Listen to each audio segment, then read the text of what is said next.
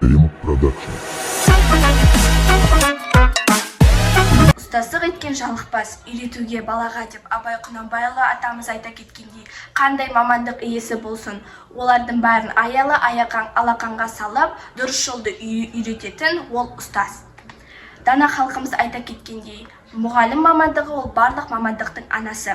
Осы орайда бар мүдделерін бәрінен биік қоятын, өзінен кішілерге ізетін білдіре кететін ұлағатты ардагерлеріміз бүгін біздің мектепке қонаққа келіп отыр. Сәлеметсіздер ме көрермендер? Бүгін бізге ардагер ұстазымыз Бөлекбаев Асылхан Акинович атамыз қонаққа келді. Қош келдіңіз ата. Ендеше біз сұрақтарға көшейік. Ең алдымен сіз өзіңіз туралы айта кетсеңіз. Өзімнің ұстаздық өмір жолымды Совхозындағы Крупская атындағы орта мектебінде мұғалім болып жұмыс істеуден бастадым. Содан сол мектептерде жұмыс істеп жүріп, 1982 жылы Оралдың Сырттай педагогикалық институтын тарих факультетін бітірдім.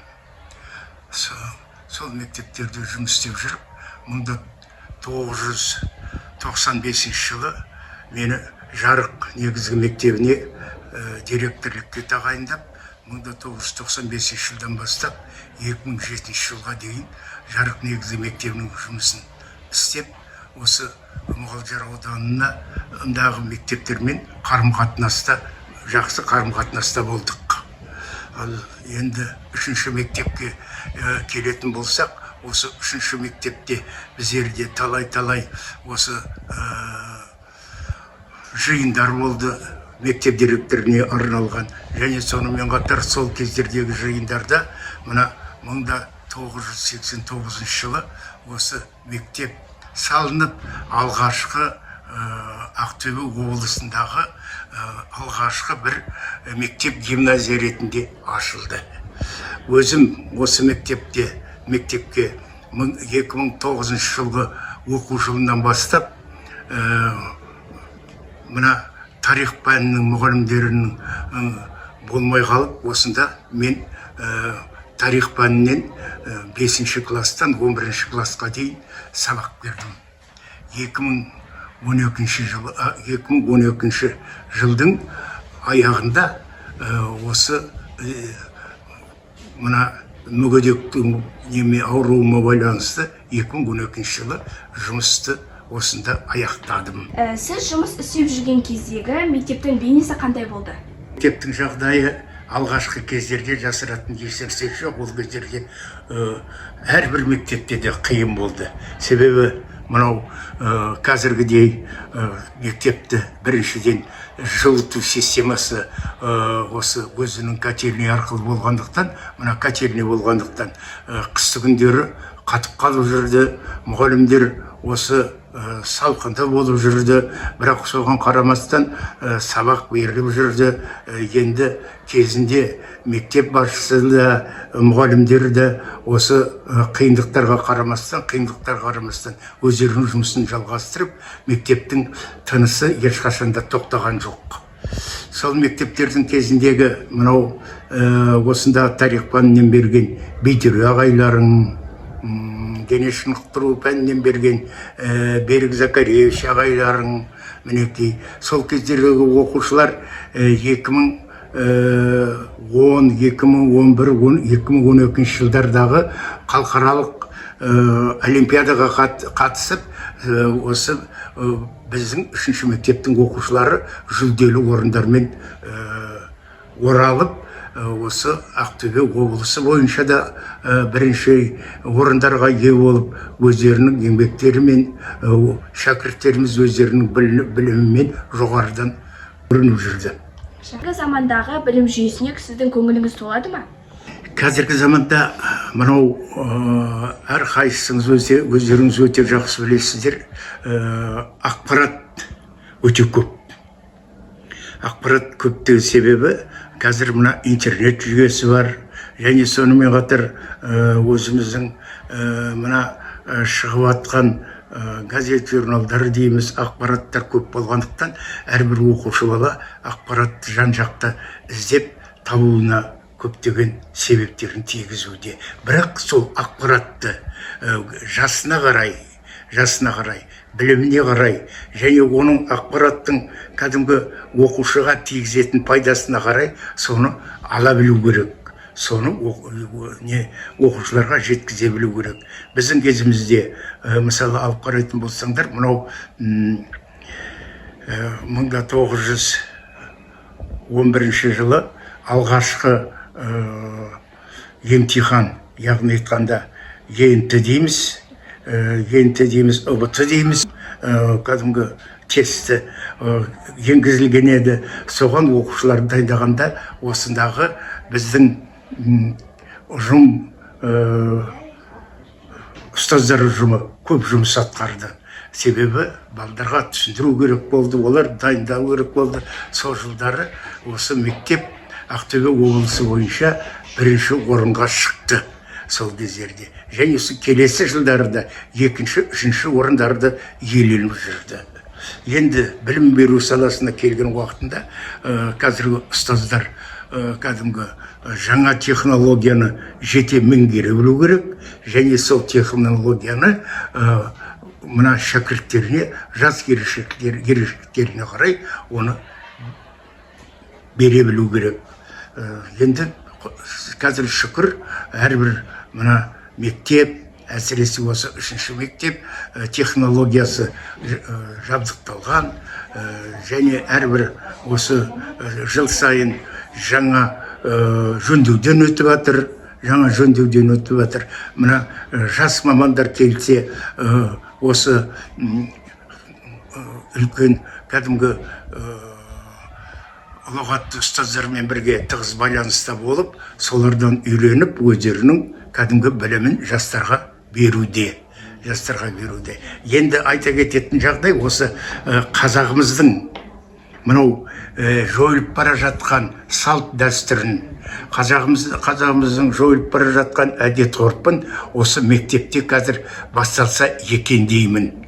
Осы мектепте кәдімгі мынау қазіргі уақытта Қазақстан бойынша және Ақтөбе облысында да билер алқасы құрылып жатыр.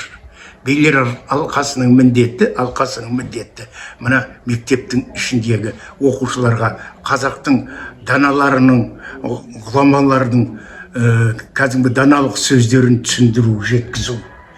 Мысалы, Әйтеке би, Қаздауысты Қазыбек би, Төле би сияқты билеріміздің айтып кеткен осы өсиет сөздері, айтып кеткен ел қорғауға кәдімгі және еліміздің азаматы болуға арналған кәдімгі тәрбиесін осы жастарға беруге атсалыс екен. Және сонымен қатар енді айтатыным мынау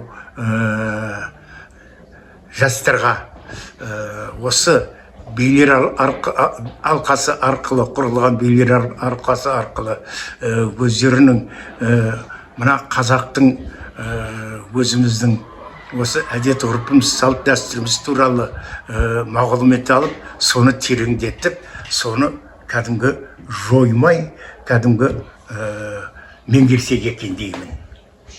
Ата, сіздің сөздеріңіздің жаны бар. Сіздің ұсынысыңызды қабыл аламыз. Енді келесі сұраққа көше кетсек, ұстаз болудың артықшылықтары мен қиыншылықтары қандай? Ұстаз болу ол әркімге, әркімнің қолынан келе бермейді. Ұстаз, мына алып қарасаңдар, үйдегі ата-ана ол біздің ұрпақтың бірінші ұстаздары. Яғни айтқан уақытында осы сәбиді үйретіп, осы сәбиді кәдімгі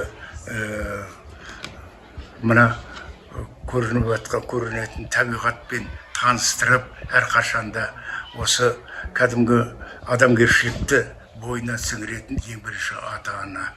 Бала 7 жасқа келген уақытында мектептің есігін ашады. Баланың осы дамытатын, білімін дамытатын, тәрбие алатын ошақтың бірі осы мектеп. Бірақ сол ошақта кәдімгі қара шаңырақта кәдімгі ұстаз болып жұмыс істеу үшін көп оқу керек, білім алу керек, және сонымен қатар өзінің әрбір мұғалімнің, әрбір ұстаздың бойында адамгершілік қасиеті болу керек. Сол арқылы өзінің бойындағы жақсы қасиеттерді, өзінің бойындағы білімді мына ұрпаққа біле беру керек. Ол оңай зат емес. Оңай зат емес. Енді алып қарасаңдар, осы ұстаздық еткен жалықпас дейді. Абай атамыз айтқандай-ақ, шындығына келген уақытында ұстаз ешқашан демалмайды. Ол үйде де, мектепте де өнепейін кәдімгі ізденісте, жаңалықты іздеп, сол әрбір баланың кәдімгі бойына білімді сіңіре біліп, себебі әр бала тұлға болғаннан кейін сол тұлғаға кәдімгі жақсы тәлім, тәрбие беру үшін ұстаздың кәдімгі әрқашанда жұмыс істеп, өзінің кәдімгі жетілуіне, білім алуына әрқашанда ізденісте жүру керек. Ол өте қиын зат. Және әрбір келіп отырған шәкірт, әрбір семьяның еркесі. Әрбір семьяның еркесі. Ал сол еркені, кәдімгі ерке баланы жақсы жолға түсіріп, оған үлгі көрсететін ұстаз. Сондықтан да ұстаздың кәдімгі артықшылығы сол, ол кәдімгі биіктен көрініп, адамгершілік қасиетін бойына сіңген адам болып, әрқашанда мәдениетті, оқыған, тәлім тәрбиелі адам болып жүру керек.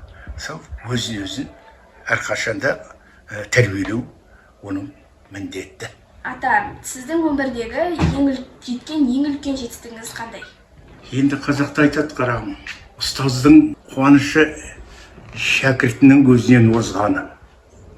Мына шәкірт білім алып, мектепті бітіргеннен кейін әрі қарай оқуын жалғастырып, осы еліміздің азаматы болып, елімізге қызмет істегені кәдімгі осы ұстаздың қуанышы болып есептелінеді.